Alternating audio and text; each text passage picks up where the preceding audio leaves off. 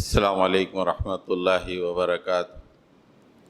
الحمد للہ نحمده ونستعینه ونستغفره ونؤمن به ونتوکل علیہ ونعوذ باللہ من شرور انفسنا ومن سیئات اعمالنا من يهد الله فلا مضل له ومن يضلل فلا هادي له ونشهد أن لا إله إلا الله وحده لا شريك له ونشهد أن محمدا عبده ورسوله أرسل بالحق بشيرا ونذيرا وداعيا إلى الله بإذنه وسراجا منيرا اللهم صل على محمد وعلى آل محمد كما صليت على إبراهيم وعلى آل إبراهيم إنك حميد مجيد اللهم بارك على محمد وعلى آل محمد كما باركت على إبراهيم وعلى آل إبراهيم إنك حميد مجيد اما بعد۔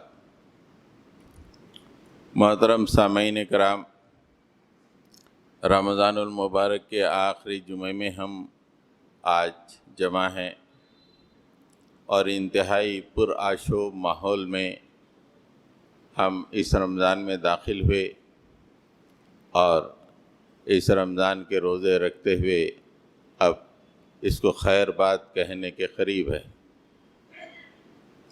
امت مسلمہ کو اللہ نے زمین پہ برپا کیا، یہ اللہ کے آخری نبی کی امت ہے۔ اللہ نے اس کو قرآن دیا، امام الانبیاء میں کو اس کا نبی بنایا اور دنیا میں اسے ایک اہم ترین ذمہ داری دی کہ اب قیامت تک کے لیے تم تمام دنیا والوں کے لیے خیر امت ہو، بہترین امت ہو، امت وسط ہو۔ اللہ کے رسول صلی اللہ علیہ وسلم کے پیغام کو لیے ہوئے یہ امت آگے بڑھی، دنیا کے تقریباً علاقوں میں یہ امت پھیل گئی، اور جب تک یہ قرآن، حدیث اور اللہ اور اس کے رسول سے وابستہ تھی، یہ واقعی دنیا کی امام بنی رہی۔ لیکن آج ہم دیکھتے ہیں دنیا کے کسی خطے میں بھی امت مسلمہ کے ساتھ وہ عزت کا معاملہ نہیں ہے جیسے ہونا چاہیے۔ ایک امام امت کے ساتھ جو عزت کا معاملہ ہونا چاہیے، وہ عزت کا معاملہ ہم کو کہیں بھی دکھائی نہیں دیتا ہے۔ خاص طور سے ہندوستانی حالات کے تناظر میں ہم دیکھیں آج کس طرح کے حالات ہیں۔ اس حالات میں ہم کیوں آئے؟ ہم امام امت ہیں، اللہ تعالیٰ نے ہم کو زمین پہ پھیلایا ہے اور اللہ تعالیٰ نے ہم کو بتایا کہ تم امام امت، خیر امت۔ اللہ تعالیٰ کی برپا کی ہوئی امت آج ہندوستان میں ان حالات کا شکار ہے۔ اس کی وجہ کیا ہے؟ اس کا تجزیہ کرنا بے انتہا ضروری ہے۔ ہم لوگ اپنی زندگیوں میں مست ہیں، یہ سمجھ رہے ہیں کہ کھا پی کے ہم زندگی گزار لیں گے اور اللہ کے پاس کوئی پوچھ نہیں ہے۔ ایک امام امت کی اتنی عظیم الشان ذمہ داری ہے اس کے کندھوں پر، اس کی کیا ریسپانسبلٹی ہے، اس کی کتنی زبردست اکاؤنٹیبلٹی ہے۔ جب اللہ تعالیٰ کسی منصب سے نوازتا ہے تو اس کی اکاؤنٹیبلٹی بھی اتنی شدید ہوتی ہے۔ جیسے اگر آپ کسی چوکیدار کو اپنے گھر کے حفاظت کے لیے رکھیں، اس کی ریسپانسبلٹی بڑھ جاتی ہے، اس کی اکاؤنٹیبلٹی بڑھ جاتی ہے۔ ویسے اللہ تعالیٰ نے تمام انسانوں کے لیے اس امت کو چنا تھا۔ وَجْتَبَاكُمْ، ہم نے تم کو چن لیا ساری دنیا والوں کے لیے اور تم کو خیر امت بنا کر بھیجا۔ لیکن آج یہ مغلوب ہے، محکوم ہے، اس کی زندگی دوبھر ہے، لرزاں ترساں ہے، فکر مند ہے، پریشان ہے، صبح شام خوف ہراس سے یہ زندگی گزار رہی۔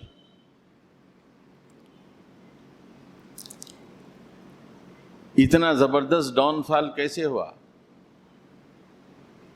جس قوم کا پوری دنیا میں طوطی بولتا تھا، ساری دنیا کی قومیں جس کو امام سمجھ کے جس کی طرف رہنمائی کے لیے دیکھتی تھی، لیکن آج ڈاؤن فال یہ ہے کہ ہر طرف سے دنیا کی تمام قومیں اس کے اوپر ایسے ٹوٹ پڑ رہی ہیں جیسے لوگ ولیمے کے دستر پہ ٹوٹ پڑتے ہیں۔ حضرات گرامی،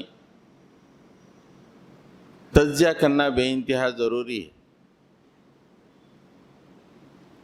حساب، احتساب، جو قوم اپنا احتساب نہیں کرتی ہے وہ مردہ قوم ہوتی ہے۔ جو قوم اپنا احتساب کرتی ہے اس کے اندر زندگی پیدا ہو جاتی ہے، اور پھر احتساب کر کے وہ اپنے راہوں کو تلاش کرتی ہے، پھر آگے بڑھتی ہے۔ لیکن جو قومیں احتساب نہیں کرتی، تاریخ کے کوڑے دان میں ڈال دی جاتی ہیں، پھر بے عزتی کی زندگی ان کی ہو جاتی ہے۔ ہندوستان میں 125 کروڑ مسلمان ہیں، لیکن حالت انتہائی ناگفتگو ہے۔ قرآن تو کہتا ہے کہ تم خیر امت، لیکن ہم یہاں کے حالات دیکھتے ہیں تو انتہائی مشکل اور پریشانی۔ اس کی کیا وجہ؟ اگر آپ اس کا صحیح تجزیہ کریں تو عام طور پہ ہوتا یہ ہے کہ اللہ تعالیٰ کی کوئی چنندہ قوم، اللہ تعالیٰ کی اپائنٹڈ قوم زمین میں آ کر وہ کام نہیں کرتی ہے جو اللہ تعالیٰ نے اس کے تفویض کیا ہے، تو پھر وہ محکوم ہو جاتی ہے، ان پر دوسری قومیں غالب آ جاتی ہیں، اور وہ جو کام کرتی ہے امام امت دنیا میں رہتے ہوئے، دنیا میں کھو کر، اپنے منصب کو کھو کر، اپنے ٹاسک کو کھو کر، اس کام کو اللہ تعالیٰ قرآن مجید میں فساد فی الارض کہتا ہے۔ ایک امت کو جو کام کرنا چاہیے وہ کام چھوڑ کے وہ دنیا کے حوالے اپنے آپ کو کر دے، یہ فساد ہے۔ وہ اس قوم ہی کا نقصان نہیں بلکہ پوری انسانیت کا نقصان ہوتا ہے۔ آج امت مسلمہ پوری دنیا میں اور خصوصاً ہندوستان میں فساد کا باعث بنی ہوئی ہے۔ اللہ تعالیٰ نے اس کو امامت کے درجے پہ فائز کیا، لوگوں کی رہنمائی کے لیے اس کو چنا، لیکن اس کے اندر خامیاں آ گئیں، اس کے اندر خرابیاں آ گئیں۔ یہ دنیا پرستوں کی طرح زندگی گزارنے لگی۔ اگر آپ ہندوستانی مسلمانوں کا تجزیہ کریں یا ہندوستان میں بسنے والی امام امت کا تجزیہ کریں تو آپ کو اس میں 3 بہت بڑی خرابیاں دکھائی دیتی ہیں، اور یہ 3 بڑی خرابیاں ہیں جس کی وجہ سے آج یہ ہندوستان میں شرمسار، عزت و آبرو کے سے عاری زندگی گزار رہی ہے۔ اس کے اب کوئی بھی خط نہیں ہے، اس کا وزن تنکے کی مانند ہو گیا ہے، اس لیے کہ اس کے اندر 3 چیزیں آ چکی۔ سب سے پہلی بات، اللہ تعالیٰ نے اس قوم کو چنا تھا کہ دنیا والوں کے سامنے میرا تعارف پیش کرو، میں اکیلا ہوں، میں تنہا ہوں، میں رزاق ہوں، میں دعاؤں کو سننے والا ہوں، میرے سوا کوئی معبود نہیں ہے۔ لیکن یہ قوم خود سبق بھول کر لوگوں کو اللہ کی خدائی میں شریک کرنا شروع کر دی۔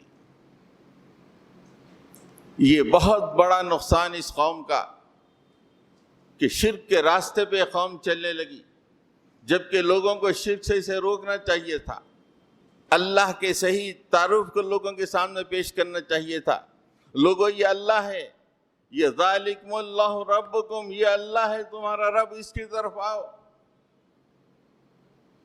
لیکن یہ قوم دوسری قوموں کی طرح اپنے کچھ معبودوں کو بنا لی اور اس کو پوجنے لگی، انہی سے دعائیں مانگنے لگی۔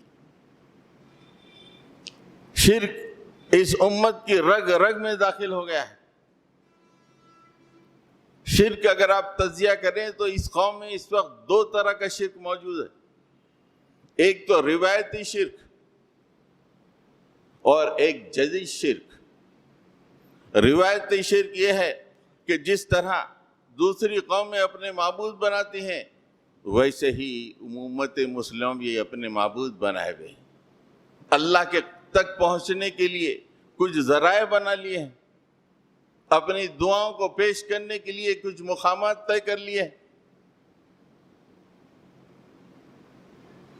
یہ اللہ تعالی حضرت لقمان کے ذریعے سے کہلواتا ہے، ان الشرک لظلم عظیم، شرک بہت بڑا ظلم ہے۔ یہ اللہ پہ ظلم ہے، یہ انبیاء پہ ظلم ہے، آدمی کے اپنے اوپر ظلم ہے، پوری انسانیت پہ ظلم ہے اور پوری کائنات پہ ظلم ہے۔ اتنا بڑا ظلم، اسے وہ راستہ توحید کا راستہ دیا گیا تھا، اس شاہراہ پہ چلو اور اس کی روشنی کی طرف تمام قوموں کو بلاؤ۔ یہ اس شاہراہ کو چھوڑ کے شرک کی پگڈنڈیوں پہ گھومنے لگ گئی۔ اللہ تعالی نے فرمایا تھا، لا تجعل مع اللہ الہا آخر فتقعد مذموما مخذولا۔ دیکھو، ایک اللہ کو چھوڑ کر کسی اور کی پرستش نہ کرو، عاجز ہو کر، بے سہارا ہو کر اور شرمسار ہو کر، بے عزت ہو کے بیٹھ جاؤ گے تم، اس لیے کہ تمہارا گناہ یہ ہے کہ ایک اللہ کے علاوہ تم نے دوسرے معبود بنا لیے، دوسروں سے تم دعائیں مانگتے۔ یہ کتنا بڑا اللہ تعالیٰ کو ناپسند۔ آپ کسی اپنے آدمی کو کوئی ذمہ داری دیں اور وہ ذمہ داری کے ادا کرنے کے بجائے اسی ذمہ داری میں رکھنے پیدا کر دے۔ اس قوم کو، اس امت کو تو اللہ نے کہا تھا کہ میری توحید کا اعلان کرو دنیا والوں کے سامنے، اور اتنی واضح بات کہ اللہ تعالیٰ نے قرآن مجید میں توحید کے بارے میں فرمائی،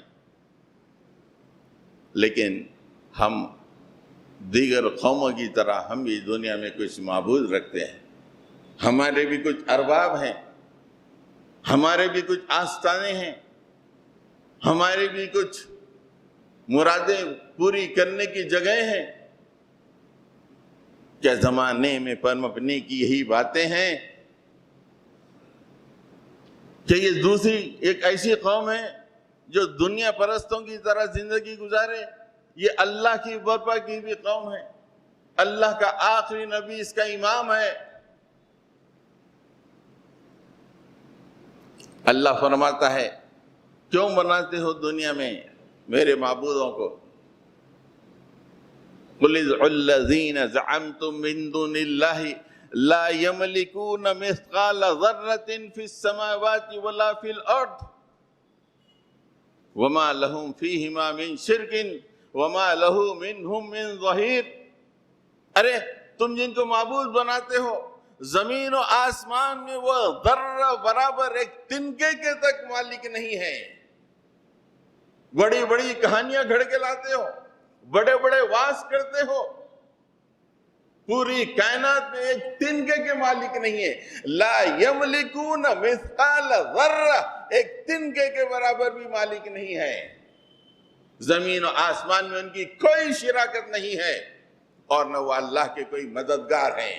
اللہ تو ایکتا و تنہا ساری کائنات کو پیدا کیا ہے، سارے انسانوں کو پیدا کیا ہے، ساری کائنات کی تدبیر کر رہا ہے۔ وہ چونٹی سے لے کے بڑے بڑے جانوروں کو غذا فراہم کرتا ہے، وہ مالک ہے، ہر جگہ وہ موجود ہے، ہر چیز کا وہ علم رکھتا ہے، عالم الغیب والشہادہ ہے۔ تم اس کو چھوڑ کر ایسے معبود تلاش کرتے ہو جو ایک معمولی تنگے کے تک مالک نہیں ہے۔ کیا حال ہوگا اس قوم کا جس کے ہاتھ میں توحید کی شمع دی گئی تھی، اس توحید کی شمع کو بجھا کر یہ شرک کے اندھیروں میں گھومنے لگ گئی اور اسی شرک پہ فخر کرنے لگی۔ ایک اور مقام پہ اللہ تعالیٰ فرماتے ہیں قُلْ أَرَأَيْتُمْ مَا تَدْعُونَ مِن دُونِ اللَّهِ أَرُونِي مَاذَا خَلَقُوا مِنَ الْأَرْضِ أَمْ لَهُمْ شِرْكٌ فِي السَّمَاوَاتِ ایتونی بکتاب من قبل هذا او اثارت من علم ان کنتم صادقین۔ اللہ کو چھوڑ کر تم جن کی پرستش کرتے ہو، بتاؤ ارونی ماذا خلقوا من الارض، زمین میں انہوں نے کیا پیدا کیا ہے بتاؤ۔ مچھر کا ایک پر انہوں نے پیدا کیا ہے، یہ رائی کے دانے کی برابر کوئی چیز انہوں نے پیدا کی ہے، بتاؤ ارونی، مجھے بتاؤ۔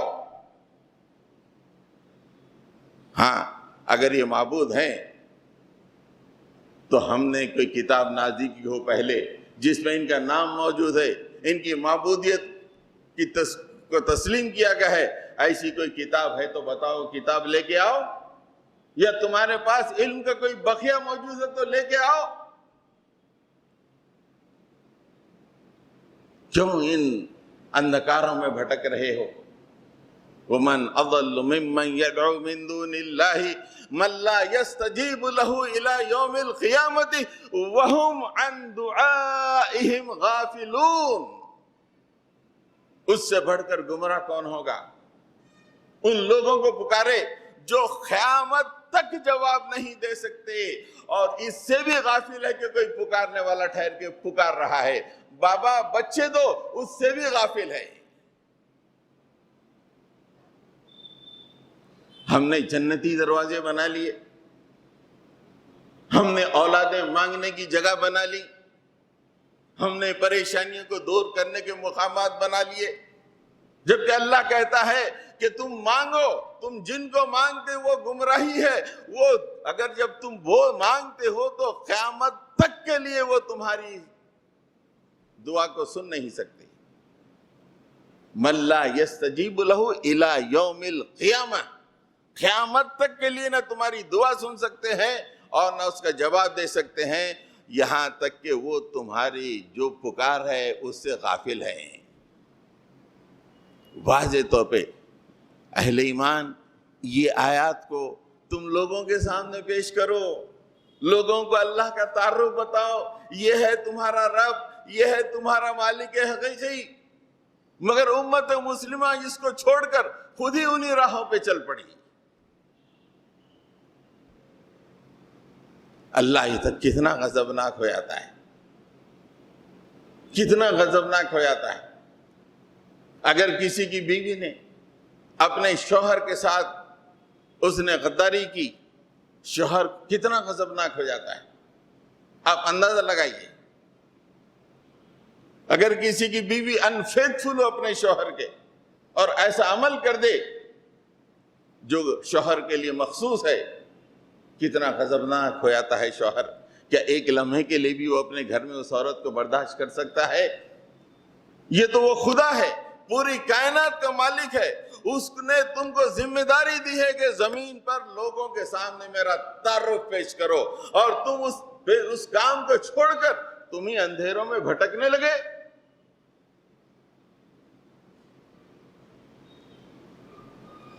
حضرات گرامی، یہ روایتی شرک ہے جس میں آج امت مسلمہ دلدل میں جس طرح پھنس جاتی ہے، لوگ ویسا پھنس گئی ہے۔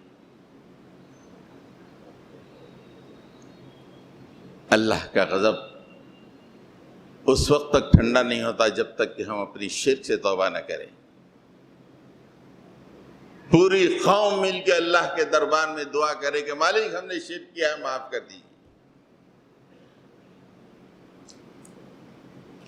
دوسرا جدید شرک، آج کی جدید دنیا میں لوگوں نے خدا کا انکار کر دیا، الحاد پسند ہو گئی، خدا بیزار ہو گئی۔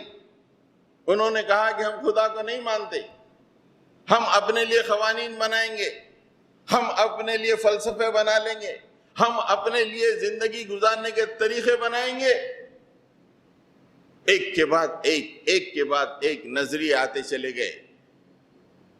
लिबरलिज्म का नजरिया, आजादी का नजरिया, सेक्युलरिज्म का नजरिया, नेशनलिज्म का नजरिया, सोशलिज्म का नजरिया, कम्युनिज्म का नजरिया, ये तमाम के तमाम नजरियात इस्लाम के मद्दे मुकाबिल आए और हमने बड़ी खुशी से उन्हें गले लगा लिया। ये वो जदीद शिर्क है जब अल्लाह ताला कहता है कि मैं तुम्हारे लिए कानून वज़ा करूंगा, मैं तुम्हारे लिए तरीक़े जिंदगी बताऊंगा। इन्ना अंज़लना इलैकल किताब बिल हक़्क़ फ़अब्दिल्लाह मुख़लिसन लहुद्दीन, हमने तुम्हारे ऊपर एक किताब हक के साथ नाजिल की है, अब तुम मेरी इबादत करो अपने दीन को अल्लाह के लिए खालिस करके। दीन किसे कहते हैं? जिंदगी गुजारने के तरीके को, जिसमें इकोनॉमी आ जाती है, जिसमें सोशल साइंस आ जाती है, जिसमें माशरत आ जाती है, जिसमें जिंदगी का हर शुबा आ जाता है, उसे कहते हैं दीन। और उन तमाम शुबों को अल्लाह ताला मुतालिबा करता है मुखलिसीन लहुद्दीन, अल्लाह के लिए उस दीन को खालिस करो। अला लिल्लाहि दीनुल खालिस, सुनो सुनो, दीन खालिस तो अल्लाह का हक है। आज सारी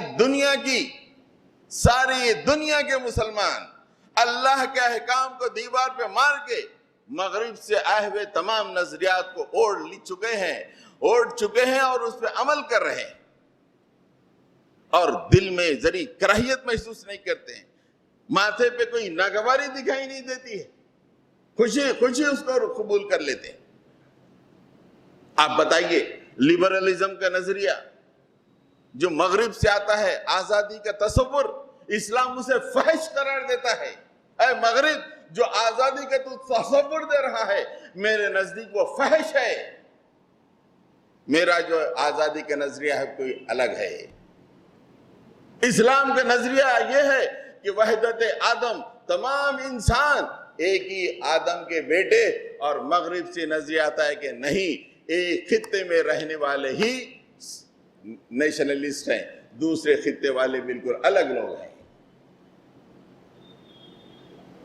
सेक्युलरिज्म की बुनियाद खुदा बेजारी है, जबकि अल्लाह बार बार कहता है कि वत्तकुल्लाह, अल्लाह से डर के जिंदगी गुजारो, और सेक्युलरिज्म कहता है कि अल्लाह हमारा कोई नहीं है। ये जदीद नजरियात है। अम लहुम शुरकाउ शरअउ लहुम मिनद्दीन मा लम यअज़म बिहिल्लाह, क्या तुम ऐसे शरीक बना लिए हैं जो तुम्हारे लिए वे ऑफ लाइफ तदवीन करें, तुम्हारे लिए जिंदगी का तरीका बताएं जिसका अल्लाह ने कोई हुक्म नहीं दिया है।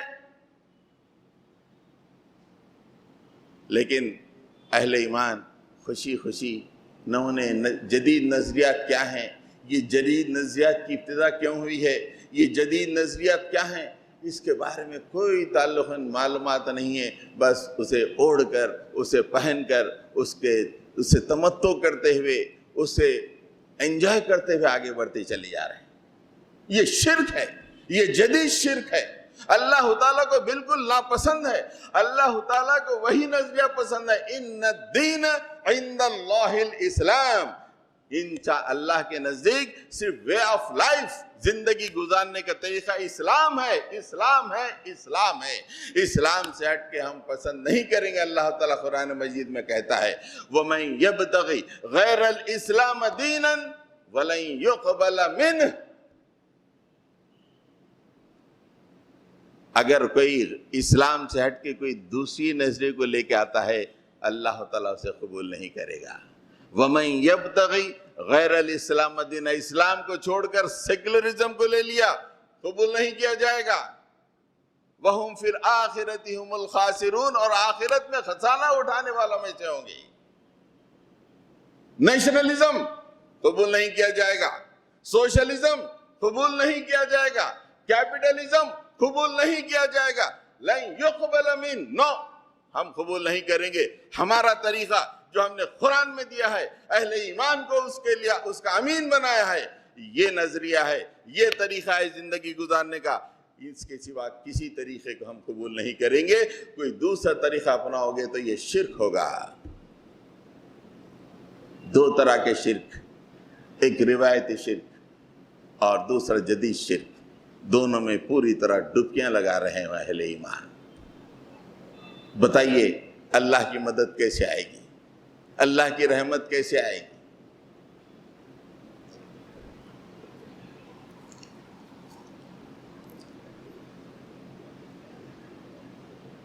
دوسری اہم ترین خامی ہندوستانی مسلمانوں کی اس وقت یہ ہے، یہ اللہ سے عبودیت کے اظہار سے بیزارگی کا اظہار کر رہی ہے. اللہ اور بندہ اپنی عبودیت سے ناراضگی، بیزارگی کا اظہار کر رہا، خوش دلی کا اظہار نہیں کر رہا. اور اولین چیز جو عبودیت کی نشانی ہے وہ نماز ہے. اہل ایمان کے لیے اللہ نے کہا کہ عبودیت کی نشانی ہے، بندگی کی نشانی ہے کہ تم 5 وقت میرے سامنے ہر روز جھکو. آج مسلمان اس نماز جیسی عظیم الشان چیز کو دیوار پہ مار دیے. یہ نمازیں کچھ دنوں میں مخصوص ہم پڑھتے چلے جا رہے ہیں، کچھ راتوں میں مخصوص کر کے پڑھتے چلے جا رہے ہیں. 90% مسلمز مساجد سے اپنا رابطہ توڑ چکے. اپنی عبودیت کا اظہار کیسے کریں؟ وہ رب ہے، وہ دے رہا ہے اور ہم کو دے رہا ہے، ہم اپنی عبودیت کا اظہار کیسے کریں؟ اہل ایمان نماز نہ پڑھیں یہ تصور نہیں کیا جا سکتا. یہ تصور نہیں کیا جا سکتا کہ ایک مومن ہو، ایک مسلمان ماں نے اسے جنا ہو اور وہ نماز نہ پڑھے، یہ تصور نہیں ہو سکتا. اور ہمارا بائیں ہاتھ کا کھیل ہے نماز کو چھوڑنا.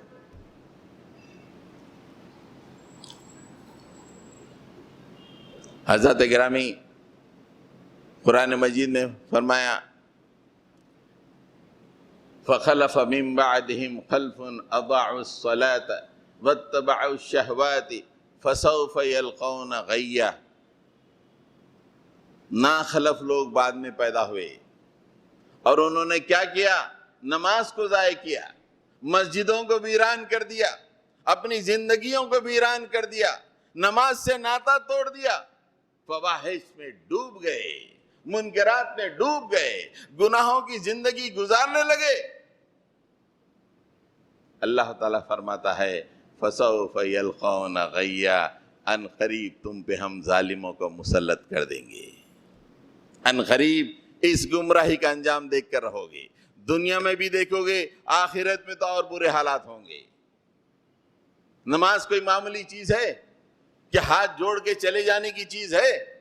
یہ تو قوموں کی زندگی کو بدلنے والی چیز ہے. نماز قوموں کے عروج پہ پہنچانے والی چیز ہے. نماز دیگر قوموں کے دلوں پر رعب ڈالنے والی چیز ہے. نماز ایسی عظیم الشان چیز کو مسلمان اپنی زندگیوں سے نکال کے پھینک دیں، یہ کتنا بڑا فساد ہے. رمضان آ گیا، رمضان میں بھی 50% مسلمان مسجدوں کی طرف راغب. رمضان چلا گیا، جو کچھ جائے وہ بھی واپس دنیا میں مگن، صرف چند لوگ مسجدوں سے روابط قائم کیے ہوئے ہیں.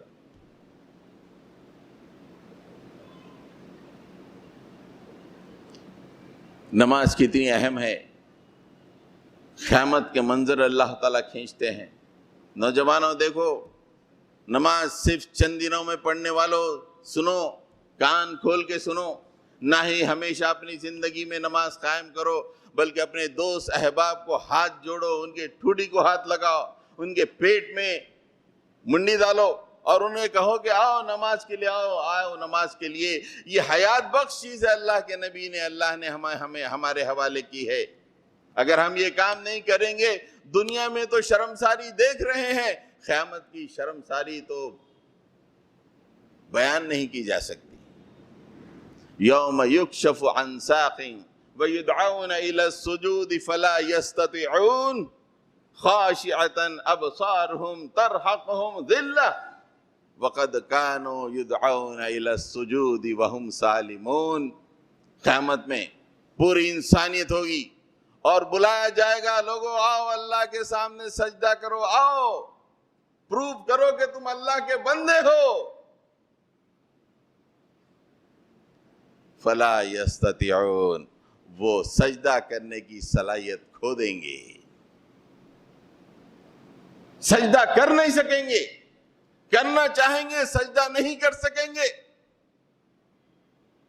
خاشعۃ ابصارہم، آنکھیں ڈگنے لگیں گی اور ذلت ان پہ چھا گئی ہوگی.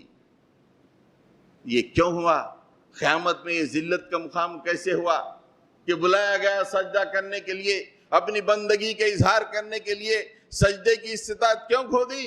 وَقَدْ كَانُوا يُدْعَوْنَ إِلَى السُّجُودِ وَهُمْ سَالِمُونَ.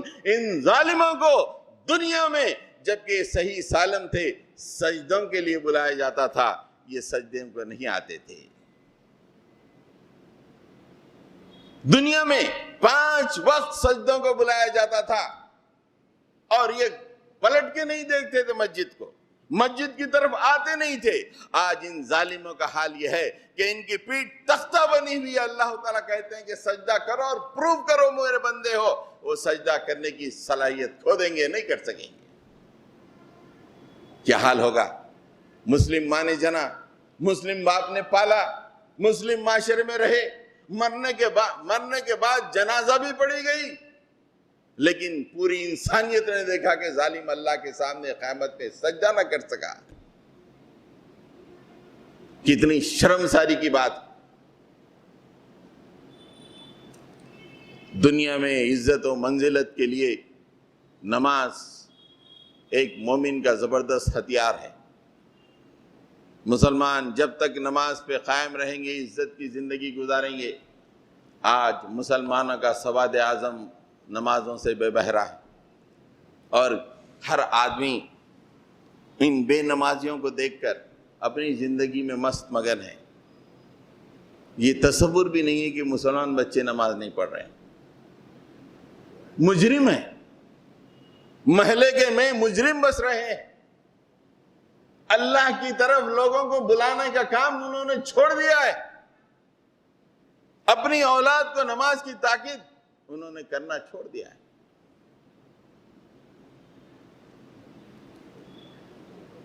فرعون کے زمانے میں بہت برے حالات تھے.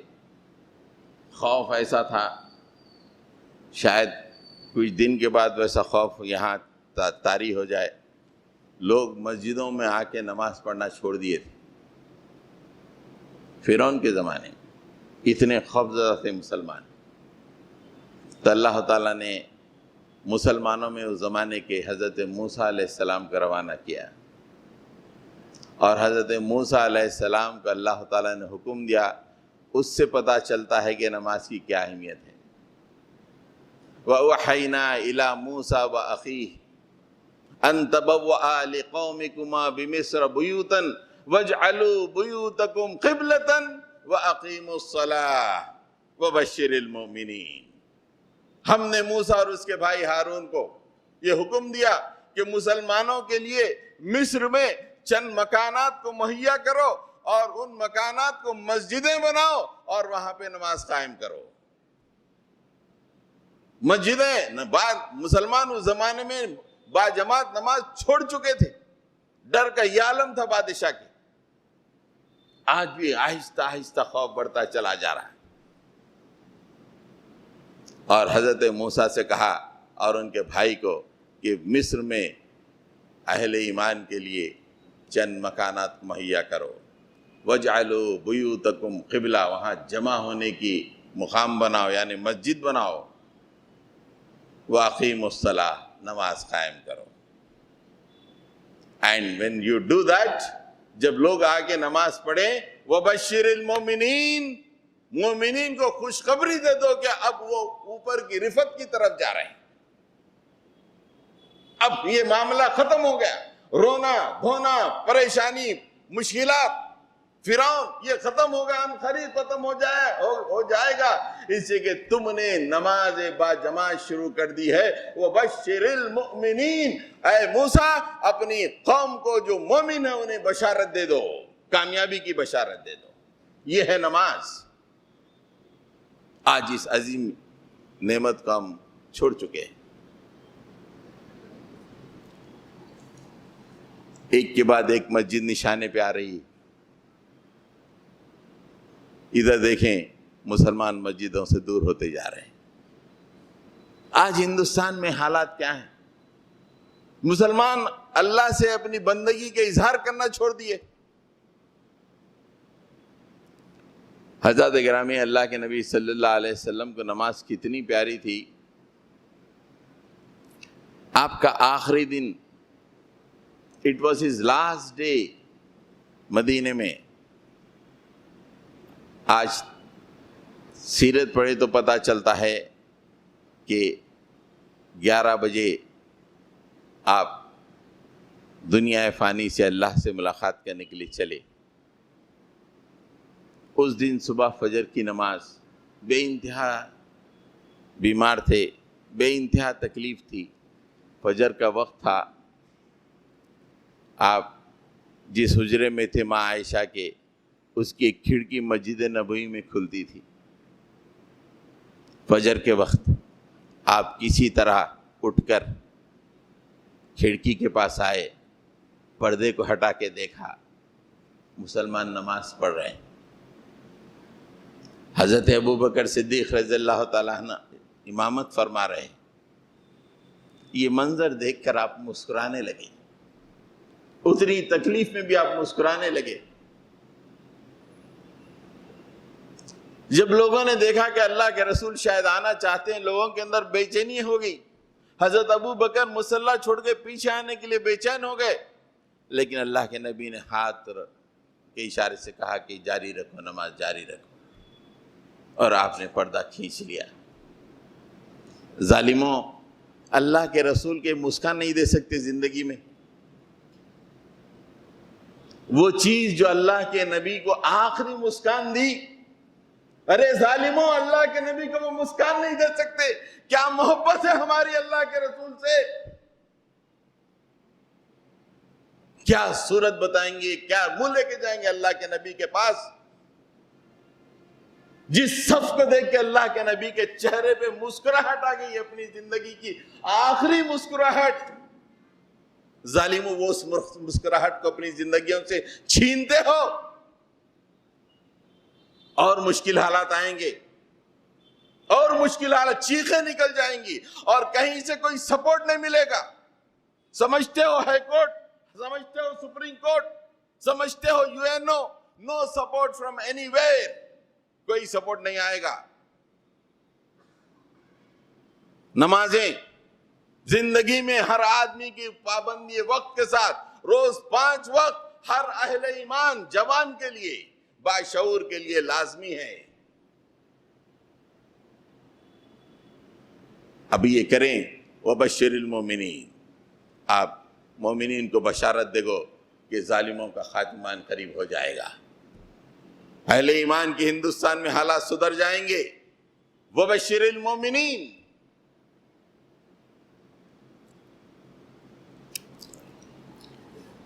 تیسرا جو کام ہم نے نہیں کیا ہندوستان میں، وہ کام ہے اللہ کے پیغام کو لوگوں تک پہنچانا۔ ہم نادان یہ سمجھ رہے ہیں کہ ہمارا کام دنیا میں کمانا کھانا، بزنس کرنا، گھر بنانا، یہ بہت بڑی نادانی ہے۔ یہ کام مسلمانوں کا نہیں ہے۔ مسلمانوں کا کام تو اللہ تعالیٰ نے فرمایا وَكَذَلِكَ جَعَلْنَاكُمْ أُمَّةً وَسَطًا لِتَكُونُوا شُهَدَاءَ عَلَى النَّاسِ وَيَكُونَ الرَّسُولُ عَلَيْكُمْ شَهِيدًا۔ اے مسلمانوں، تم قیامت تک کے لیے امت وسط ہو، اور تمہارا کام یہ ہے کہ اللہ کے رسول نے جو پیغام تم تک پہنچایا، تم سارے انسانوں تک وہ پیغام کو پہنچاؤ۔ یہ اولین کام ہے مسلمانوں کا۔ یہ تو پیٹ ضروری چیز ہے، جیسے سانس ضروری ہے، کھانا بھی ضروری ہے، یہ سیکنڈری ہے، یہ مل ہی جائے گا، اللہ تعالیٰ دے دے گا زندگی کے لیے۔ ہم سٹینڈرڈ آف لائف کے لیے اس عظیم منصب کو چھوڑ چکے، لوگوں کو بے بہرا کر دیے۔ جو پیغام، جو اللہ کی آخری کتاب ہمارے پاس موجود ہے، اس کو لوگوں کے سامنے پیش کرنے کا کام ہم نے ختم کر دیا۔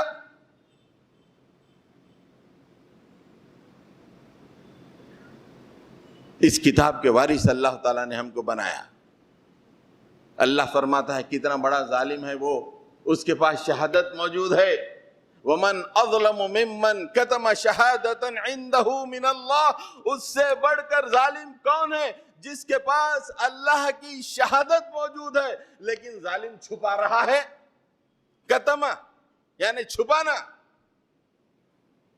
وَمَا اللَّهُ بِغَافِلٍ عَمَّا تَعْمَلُونَ، اللہ تعالیٰ تمہارے اعمال سے بے خبر نہیں ہے، غافل نہیں ہے۔ تمہارے پاس ہم نے شہادت دی، قرآن مجید کا وارث بنایا، اور تم زندگی میں گھوم گئے، اپنے آپ کو مصروف کر لیا دیگر قوموں کی طرح۔ تمہارا اولین فرض یہ تھا کہ اس شہادت کو، اس پیغام کو لوگوں کے سامنے پیش کر دے۔ آج یہ تصور کسی مسلمان کے ذہن میں نہیں ہے کہ ہم اللہ کی شہادت کے امین ہیں، اللہ کے نبی نے ہم تک یہ شہادت پہنچائی اور میری ذمہ داری ہے کہ میں اس کو دوسروں تک پہنچاؤں۔ دماغ میں یہی بیٹھا ہوا ہے کہ پڑھوں، لکھوں، کماؤں، شادی کروں، بچے پالوں، گھر بناؤں، گاڑیاں خریدوں، بس یہی زندگی۔ اللہ کے اس پیغام کو لوگوں تک پہنچانا۔ جب اللہ کے پیغام کو لوگوں تک نہ پہنچا جاتا ہے تو پھر ظالم لوگ قوموں میں پیدا ہوتے ہیں جو مسلمانوں کو ایسے ہی ستاتے ہیں۔ ایک مقام پر اللہ تعالیٰ فرماتا ہے ان الذین یکتمون ما انزلنا من البینات والہدی من بعد ما بیناہ للناس فی الکتاب اولئک یلعنہم اللہ ویلعنہم اللاعنون۔ آیت کا اختتام ہو رہا، ان لوگوں پر اللہ کی لعنت ہے اور لعنت کرنے والوں کی لعنت ہے۔ کتنا خطرناک سچویشن، لعنت ہی لعنت، اوپر سے لعنت، نیچے سے لعنت، ہر طرف سے لعنت۔ کس پہ ہے یہ لعنت؟ ان الذین یکتمون ما انزلنا من البینات والہدی، یہ ان لوگوں کے لیے ہے جو اللہ کی بینات کو، ہدایت کو، جو کہ اللہ تعالیٰ نے انسانوں کے لیے نازل کی تھی، اسے ظالم چھپاتے ہیں۔ یکتمون، چھپاتے ہیں، نہ خود پڑھتے ہیں نہ لوگوں کو اس کا پیغام پیش کرتے ہیں۔ ایسے پہ لعنت ہے، فرشتوں کی لعنت، اللہ کی لعنت، تمام لعنت کرنے والوں کی لعنت۔ لعنت کا نتیجہ کیا ہوتا ہے؟ ظالم حکمراں مسلط ہو جاتے ہیں۔ آج کتنے صدیوں سے ہم نے یہ کام ہندوستان میں کرنا چھوڑ دیا۔ ہماری دینداری، سال میں ایک دفعہ رمضان، اگر 4-5 دن اعتکاف کا موقع مل جائے، بس اسی میں ہم مست مگن، کیا دیندار، کیا دیندار، اللہ کی لعنتیں برس رہی ہیں، اس کا تصور نہیں۔ کیوں؟ کلیئر کٹ اللہ نے کہا کہ ہماری کتاب کو چھپانے والے، یکتمون، چھپانے والوں پہ لعنت ہے اور تمام لعنت کرنے والے لعنت کرتے ہیں۔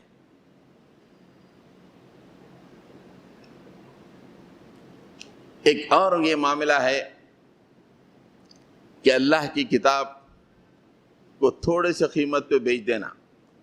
اس کے مفاہیم کئی بیان کیے گئے ہیں، اس میں سے ایک مفہوم یہ ہے کہ کتاب ہونے کے باوجود، کتاب کا وارث ہونے کے باوجود کتاب کو چھوڑ کے دنیا میں مگن ہو جانا، تھوڑی سی قیمت حاصل کرنے کے لیے اپنی زندگی کو مصروف کر دینا۔ بھائی، دنیا پریشانی سے گزر گئی، ہندوتوا طاقتیں پریشان کر رہی، پریشان ایک دن مر جائیں گے، مرنے کے بعد بھی راحت نہیں ہے نا۔ چلو یہ مر جائیں گے تو مرنے کے بعد کچھ راحت ملے، میرا رمضان کچھ راحت دے، میرا اعتکاف کچھ راحت دے؟ نہیں ہے راحت مرنے کے بعد بھی۔ ان الذین یکتمون ما انزل اللہ ویشترون به ثمنا قلیلا اولئک ما یأکلون فی بطونہم الا النار ولا یکلمہم اللہ یوم القیامہ ولا یزکیہم ولہم عذاب علیم۔ جو اللہ تعالیٰ نے نازل کیا ہے اسے چھپاتے ہیں اور تھوڑی سی قیمت پہ بیچ دیتے ہیں، مطلب اس کو چھوڑ کے دنیا میں مست مگن، قرآن کے احکام کوئی فکر نہیں، کیا بول رہا کوئی فکر نہیں، دنیا ہی میں مگن۔ قرآن بول رہا کہ تجارت ایسی کرو، نہیں ہم اپنے حساب سے تجارت کریں گے۔ قرآن کہہ رہا ہے کہ زندگی ایسی گزارو، نہیں ہم اپنے حساب سے زندگی گزاریں گے۔ وَيَشْتَرُونَ بِهِ ثَمَنًا قَلِيلًا، تھوڑی سی چیز دنیا کے لیے اس قرآن کو چھوڑ دیا، بیچ دیا۔ ان لوگوں کے بارے میں اللہ تعالیٰ فرماتا ہے اولئک ما یأکلون فی بطونہم الا النار، یہ لوگ اپنے پیٹ میں آگ بھر رہے ہیں، پیٹ میں آگ۔ بظاہر تو حلیم جا رہی ہے، بظاہر تو بریانی جا رہی ہے، بظاہر تو لذیذ کھانے جا رہے ہیں، ٹیسٹ بس تو کہہ رہے ہیں کہ بڑی مزیدار چیز ہے، لیکن پیٹ میں اللہ تعالیٰ فرما رہے ہیں کہ یہ ظالم قرآن کو تھوڑی سی قیمت پہ بیچ دیا، یعنی زندگی میں مست مگن ہو گیا وارث قرآن ہو کر، پیٹ میں آگ بھر رہا ہے۔ اور اس کے بعد کیا خطرناک سچویشن ہوگا، اللہ تعالیٰ فرماتے ہیں قیامت میں وَلَا يُكَلِّمُهُمُ اللَّهُ يَوْمَ الْقِيَامَةِ، ایسے ظالم سے اللہ تعالیٰ قیامت میں بات نہیں کرے گا۔ کتنا اللہ میں اعتکاف کر کے آیا، چل میرے کتاب کو تو نے کیا کیا؟ اے اللہ میں نے روزہ رکھ کے آیا، چل میرے کتاب کے ساتھ تیرا کیا سلوک رہا؟ وَلَا يُكَلِّمُهُمُ اللَّهُ يَوْمَ الْقِيَامَةِ، قیامت میں اللہ تعالیٰ بات تک نہیں کرے گا تم سے۔ وَلَا يُزَكِّيهِمْ، تمہیں پاک نہیں کرے گا۔ وَلَهُمْ عَذَابٌ عَلِيمٌ، وہاں پہ شدید ترین عذاب ان کے لیے ہوگا۔ حضرات گرامی ذرا جائزہ لیں ہم اپنا۔ خیر ٹھیک ہے، اس کو برداشت کر لیں گے، مودی کو، امیت شاہ کو، یوگی کو، زندگی تھوڑی سی بے مزہ گزار لی جائے گی۔ قیامت میں کیا ہوگا ہمارا؟ ہمیشہ ہمیشہ کی زندگی میں کس مقام پہ ہم ہیں اور کیا سوچ رہے ہیں ہم؟ کوئی تصور بھی ہے ہمارا کہ اللہ نے کس مقام پہ ہم کو رکھا ہے، کس عظیم الشان کتاب کا ہمیں وارث بنایا ہے، اور ہم اس کے ساتھ کیا معاملہ کر رہے ہیں؟ ہم جانوروں کی طرح کھا پی کے گزارنے کے لیے نہیں آئے ہیں، ہم امت محمدی کے سے تعلق رکھنے والے لوگ ہیں۔ ہمارا کام ایک ٹاسک ہے، ایک گول ہے، اس گول کے حصول کے لیے جان و مال کی قربانی دینا ہمارا کام ہے۔ ہم یہ سب چھوڑ کر دنیا والوں کی طرح پیٹ کو دوزخ بنائے ہوئے چل رہے ہیں، زندگی گزار رہے ہیں۔ بھائیو، ان تین باتوں پہ آپ غور فرمائیے۔ آج ہمارے ہندوستان میں جو بھی حالات ہیں، اس تجزیے میں آپ دیکھیں کہ جیسے دیگر قومیں شرک کر رہی ہیں، ہم بھی اسی طرح شرک میں ملوث ہیں، اور اس شرک کو کرتے ہوئے شان محسوس کر رہے ہیں۔ جدید شرک میں ایسا ڈوبے ہوئے ہیں کہ تصور ہی نہیں کہ یہ نظریہ کوئی غلط نظریہ ہے۔ پھر نمازوں کا ہماری زندگی میں کیا حال ہے؟ جس قوم کے اندر نمازیں نہ ہوں وہ قوم کیا آگے بڑھ سکتی ہے؟ پھر اللہ نے شہادت حق، اللہ کے پیغام کو عام کرنے کا، اللہ کی کتاب کو لوگوں تک پہنچانے کی جو ذمہ داری دی ہے، وہ کیا ہم کہاں تک کر رہے؟ اس لیے جب تک یہ کام ہم یہ تینوں شرک نہ چھوڑیں گے، نمازیں پوری طرح نہ پڑھیں گے، اللہ کے پیغام کو لوگوں تک پہنچانے کا پروگرام نہ بنائیں گے اور اس کے لیے آگے نہ بڑھیں گے، یہ حالات بدلنے والے نہیں۔ یہ پولیٹیکلی کچھ مینیورنگ سے بدلیں گے، حالات نہیں بدلتے. یہ اللہ کی ناراضگی کی وجہ سے یہ حالات ہیں. اللہ کو خوش کرنا ضروری ہے. اپنے اصل کی طرف پلٹیں، قرآن کی طرف آئیں، قرآن کے سائے میں زندگی گزاریں تو ہمارے حالات بہتر ہوں گے. وآخر دعوانا ان الحمدللہ رب العالمین.